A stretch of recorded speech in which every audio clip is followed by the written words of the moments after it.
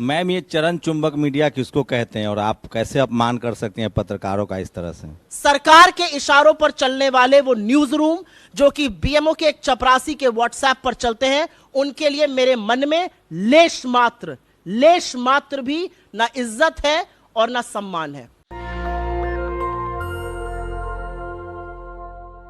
सोचिए, सुधीर चौधरी पर कर्नाटक में एफआईआर हुआ है, बेंगलौर में। दरअसल सुधीर चौधरी ने एक खबर चलाई थी। खबर ये था कि कर्नाटक सरकार सिर्फ अल्पसंख्यक, मतलब जो धार्मिक माइनॉरिटी है, रिलीजियस माइनॉरिटी है, उनको सब्सिडी दे रही है, हिंदुओं को नहीं दे रही है। फैक्ट ये है कि उस सब्सिडी में शेड्यूल कास्ट, शेड्यूल ट्राइब भी हैं और माइनॉरिटी के लोग भी हैं। शेड्यूल कास्ट, शेड्यूल ट्राइब को 75% है और शेड्यूल रिलीजियस माइनॉरिटी को 50% है। इस खबर को लेकर उन पर एफआईआर दर्ज कर दिया गया है और वो भी नॉन अवेलेबल वारंट में। लेकिन इस सब की शुरुआत कहाँ से हुई?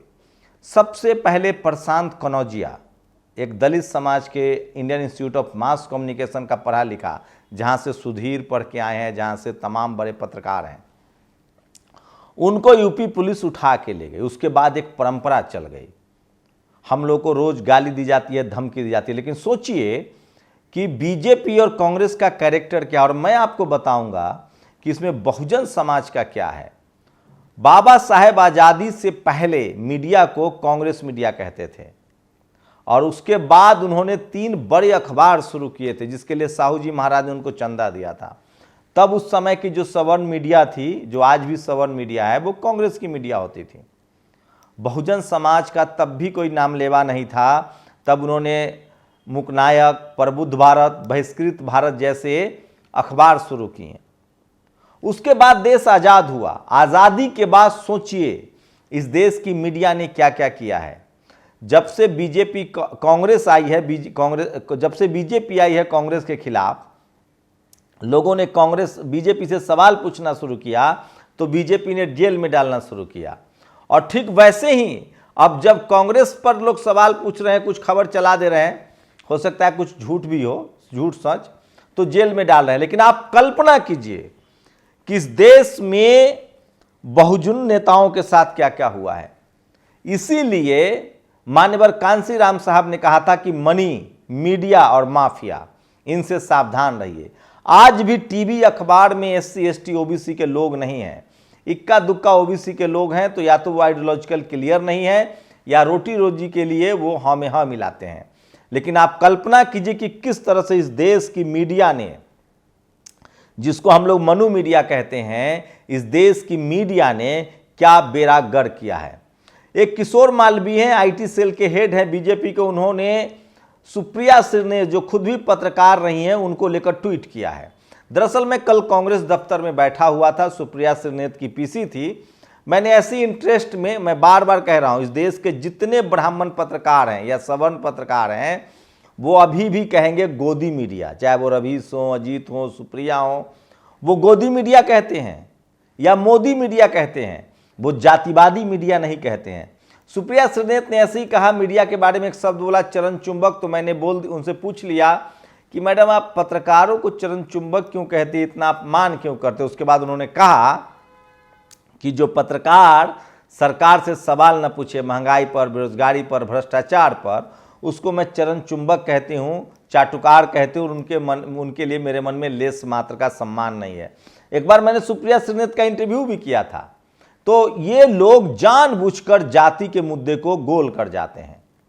अब मैं कहना ये चाह रहा हूं कि सोचिए, आज़ादी से पहले का छोड़ दीजिए, फूले साहब का लेख तिलक साहब अपने अखबार में नहीं छापते थे। मजबूरन फूले साहब को दूसरे अखबारों में लेख छपवाना पड़ता था, जबकि उन्होंने बाकायदा उसके लिए कहा था कि मैं पैसा दूंगा। तब उस समय तिलक साहब अपना अखबार निकालते थे। बहुजनों के पास कल भी नहीं था, आज भी नहीं है। अखबार टीवी वही चलाएगा जिसके पास पूंजी होगी, जिसके पास बिजनेस होगा। आज भी सोशल मीडिया है, डिजिटल मीडिया, इसलिए SC ST OBC के कुछ हमारे जैसे लोग बोल रहे हैं। लेकिन सोचिए, जिस पत्रकारिता को ये लोग गोदी मीडिया कह रहे हैं, मोदी मीडिया कह रहे हैं, वही पत्रकार पहले कांग्रेसी मीडिया थे। नहीं, ये जातिवादी मीडिया है, मनुवादी मीडिया। सोचिए आप, कर्पूरी ठाकुर के साथ इस मीडिया ने क्या किया, चौधरी चरण सिंह के साथ क्या किया, देवीलाल के साथ क्या किया, ये सब किसान नेता हैं। चौधरी चरण सिंह ने तो यहाँ तक कहा था कि जब ये मीडिया मुझे अच्छा कहे तो समझ लेना कि मैं तुमसे कट गया हूं, और जब खराब कहे तो समझ लेना कि मैं तुम्हारे साथ हूं। सोचिए, इस देश की जातिवादी मनुवादी मीडिया ने लालू यादव को मस्खरा घोषित कर दिया, लालू यादव को करप्ट घोषित कर दिया, लालू यादव का कैरेक्टर असैसिनेशन कर दिया, और वो जेल की सजा काट रहे हैं। और उनका समाज जिसके लिए वो लड़े, वही उनको भ्रष्ट मानकर बैठ गया। आज समझ में आ रहा है कि आज उनके न रहने से, राजनीति में खत्म हो जाने से क्या दिक्कत है।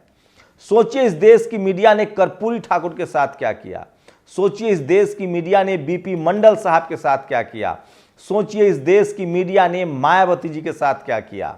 जब मायावती जी लखनऊ को सुंदर बना रही थी, शानदार बना रही थी, कॉलेज यूनिवर्सिटी खोल रही थी, हाई स्कूल खोल रही थी, उसकी चर्चा नहीं की, उनके उन पार्कों की चर्चा की जो आज लखनऊ की, उत्तर प्रदेश की शान है। पर्यावरण के दृष्टिकोण से, शहर की सुंदरता के दृष्टिकोण से जो आज लखनऊ और यूपी की पहचान है, उसको लेकर इस देश की मनुवादी मीडिया ने क्या क्या लिखा। आज भी इस देश में दलित पिछड़े आदिवासियों को किस तरह से प्रताड़ित करती है मीडिया। आज अब क्या हुआ है, सोशल मीडिया आ गया है। सोशल मीडिया की वजह से तमाम SC ST OBC की खबरें अब एकजुट होकर तमाम सोशल मीडिया प्लेटफॉर्म्स आपको दिखा रहे हैं, उसमें नेशनल दस्तक भी है। अब टीवी अखबार की आपको भरोसा नहीं होगा, जो मनुवादी यूट्यूब में बैठे हुए हैं वो मेरे यूट्यूब चैनल्स को डाउन कर देते हैं, रीच डाउन कर देते हैं। उसके बाद भी कम से कम 80 मिलियन लोग, 80 मतलब 8 करोड़ लोग हर महीने नेशनल दस्तक के यूट्यूब पर आते हैं। अगर इसको खुला छोड़ते हैं वो, तो कम से कम 150 मिलियन से लेकर 140 मिलियन तक के लोग यूट्यूब पर आते हैं। किसी भी भारत के टेलीविजन चैनल से ज़्यादा यूट्यूब पर नेशनल दस्तक पर आते हैं, लेकिन उसको वो नकेल कसते हैं कि मीडिया आपके पहुंच तक ना हो।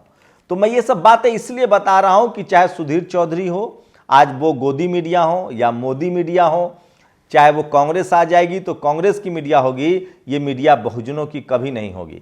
अब इन्होंने एक नया तरकीब निकाला है, क्योंकि हम लोग लगातार 5 साल से कैंपेन चला रहे हैं कि ये मनु मीडिया है, जातिवादी मीडिया है, ये गोदी मीडिया नहीं है, ये मोदी मीडिया भी नहीं है। अगर गोदी मीडिया होता, मोदी मीडिया होता, मोदी जी खरीद लिए होते तो मायावती भी खरीद सकती थी, उन्होंने भी बहुत ऐड दिया था, नीतीश कुमार भी खरीद लेते, लालू यादव भी खरीद लेते। अगर आज कोई बहुजन प्रधानमंत्री हो जाए, गैर सवर्ण कोई मुख्यमंत्री हो जाए, तो ये मीडिया खाल खींच लेगी। न तो ये डरपोक लोग हैं, न ये बिकने वाले लोग हैं, ये घोर जातिवादी लोग हैं।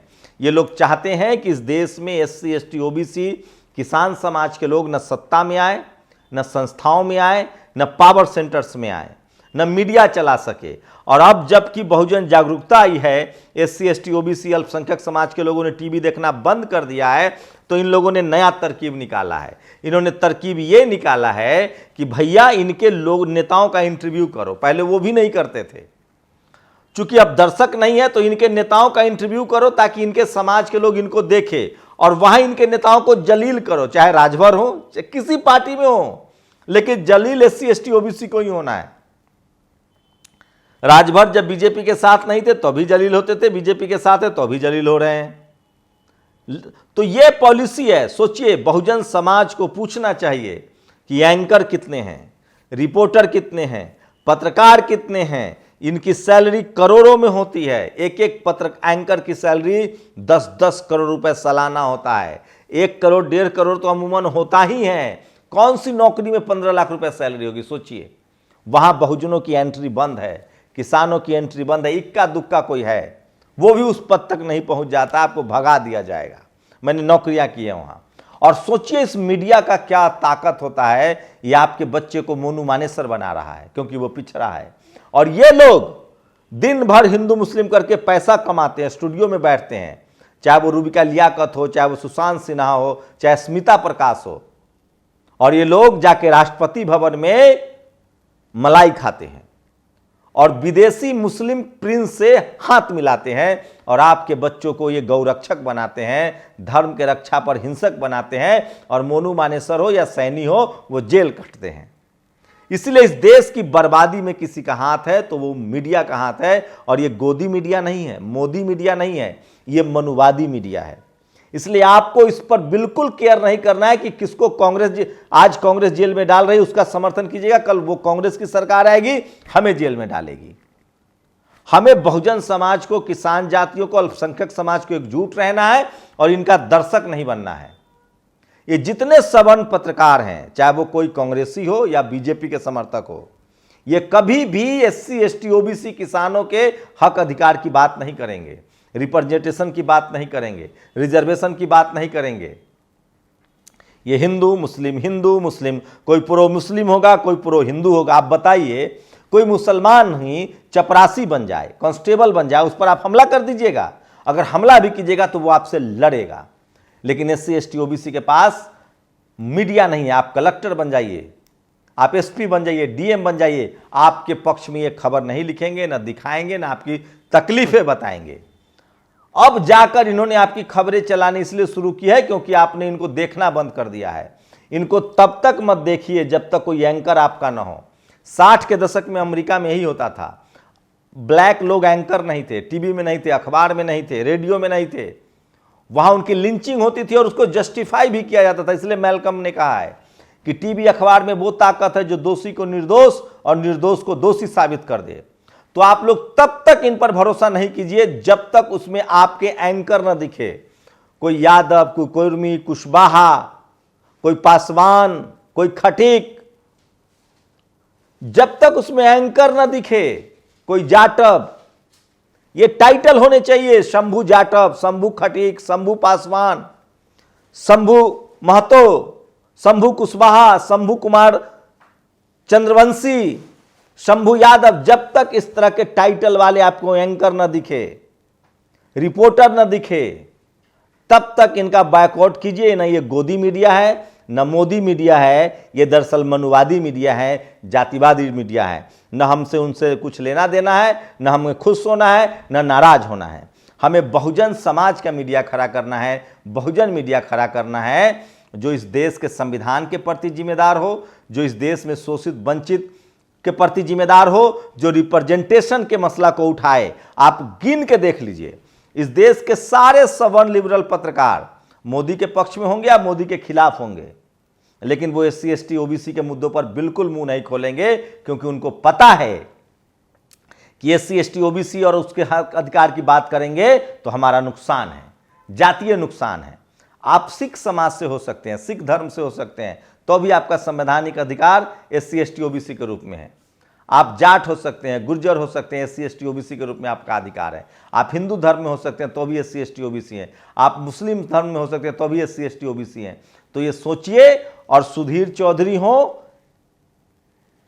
प्रशांत कनौजिया को सबसे पहले जेल में डाला गया। तो ये है मीडिया के प्रति मेरी कोशिश होती है कि आपको जागरूक किया जाए। और मैं इसलिए कह रहा हूं कि बहुजन मीडिया, सोशल मीडिया ही बहुजन मीडिया है, सोशल मीडिया ही सच्चा मीडिया है। आप कल्पना कीजिए कि जब कांग्रेस आएगी तो किस तरह का दबाव बनाएगी। जब वो केंद्र में नहीं है, जब राज्यों में सरकार है तो वो पत्रकारों को गिरफ्तार करने लगी है, तो जब वो सत्ता में आएगी तो क्या करेगी। तो यही रहा है चरित्र मीडिया का। ये न तो गोदी मीडिया है, न मोदी मीडिया है, न कांग्रेस मीडिया है, ये मनु मीडिया है। ये अपने जातीय हितों का समर्थन करती हैं और बहुजनों को इनसे सावधान रहना चाहिए। सबसे ज़्यादा बहुजन आज देश में बहुजन सत्ता में होते, media, judiciary, college, university, bureaucracy, business में होते, क्योंकि आपके पास मीडिया नहीं है।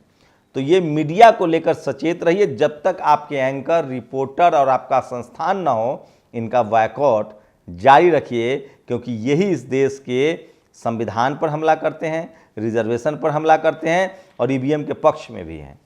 इस देश में डेमोक्रेसी कमज़ोर होने की वजह है जातिवादी मीडिया। इस देश में लोग तो, किसी मोदी जी की इतनी हिम्मत नहीं है कि डेमोक्रेसी को खतरा में डाल दें। अगर मीडिया एक दिन बहुजन मीडिया हो जाए, संविधान की बात करें, ये जितने मनुवादी पत्रकार हैं, ये मनुवादी मीडिया हाउसेस है, वो संविधान के खिलाफ है, को संविधान के समर्थक नहीं है ये लोग। यहाँ तक कि ये लोग संवैधानिक अधिकार के समर्थन नहीं है, ये लोग घोर संघी है, घोर संघी कह रहा हूं। और ये लोग घोर धर्म के राजनीति के पक्षधर है। सोचिए इस देश में मीडिया ने किस तरह, इसलिए राजेंद्र प्रसाद सिंह कहते हैं कि आपके घरों में 2 कांग्रेस और बीजेपी आरएसएस के प्रवक्ता, एक टीवी और एक अखबार। सोचिए इस देश की मीडिया ने कैसे कैसे कहानी बनाई कि राजनीति का अपराधीकरण हो गया। कब? जब बहुजन समाज राजनीति में आने लगा। इस देश की मीडिया ने कभी नहीं कहा कि राजनीति का पैसाकरण हुआ है, कभी अपराधीकरण नहीं हुआ। जब दलित, पिछड़ा, आदिवासी राजनीति में आने लगा तो अपराधीकरण हो गया है, कभी कहा पैसाकरण हुआ है। इस देश की मीडिया ने, सोचिए कांग्रेस बीजेपी जैसी पार्टियां बड़ी पार्टी नहीं है, पैसे वाली पार्टी हैं। बड़ी पार्टी तो आरजेडी, बीजेपी, आरजेडी है, बीएसपी है, सपा है, जेएमएम है, जो बहुजन लीडरशिप वाली पार्टियां हैं उनके पास जनाधार ज़्यादा है। ये कभी मीडिया आपको बताएगा? बिहार, यूपी, जहाँ जहाँ सोशल जस्टिस की लड़ाई, ये कहेगा जाति के नाम पर राजनीति होती है। अरे वहाँ सोशल जस्टिस की राजनीति होती है। जिन जिन राज्यों में बीजेपी और कांग्रेस है वहाँ सबसे ज़्यादा धार्मिक राजनीति होती है और वहाँ जातिवाद है। यूपी, बिहार, झारखंड, इन सब में तो रामबरन यादव, कर्पूरी ठाकुर, मायावती जी जैसे लोग सीएम बने, वहाँ जातिवाद के खिलाफ लड़ाई हुई। तो ये मीडिया हमेशा आपको मिसलीड करती है। अगर आप भारत की मीडिया देख रहे हैं, नहीं देख रहे हैं तो जानकारी का अभाव है, और अगर आप देख रहे हैं तो आपको गलत जानकारी दी जा रही है। तो ये मीडिया कभी कांग्रेस की होगी, कभी बीजेपी की होगी, बहुजनों की नहीं होगी। इसलिए सचेत रहिए। और जिस देश की मीडिया जातिवादी होती है उस देश का डेमोक्रेसी खतरे में रहता है। इसलिए इस देश के संविधान को बचाना है तो बाबा साहब की तरह, मानवर कांसी राम साहब की तरह जगदेव बाबू भी पत्रकार थे, रामस्वरूप वर्मा ने किताबें छपवाई, इन सब की तरह रामविलास पासवान न्याय चक्र चलाते थे। इन सब की तरह आपको अपना मीडिया संस्थान खोलना पड़ेगा, आपको अपने एंकर, रिपोर्टर बनाने पड़ेंगे, तब जाकर आपके संवैधानिक अधिकारों की बात होगी, आपका संविधान बचेगा, डेमोक्रेसी बचेगी और मुल्क मजबूत होगा। आप लोग अपनी प्रतिक्रिया जरूर दीजिए। शुक्रिया। नेशनल दस्तक की आपसे गुजारिश है कि अगर इसको बचाना चाहते हैं तो नेशनल दस्तक को सब्सक्राइब करने के लिए रेड कलर के सब्सक्राइब बटन को दबाएं, फिर बेल आइकन की घंटी दबाएं। नेशनल दस्तक को बचाने के लिए बहुत जरूरी है कि हर खबर को शेयर करें, लाइक करें, कमेंट जरूर करें।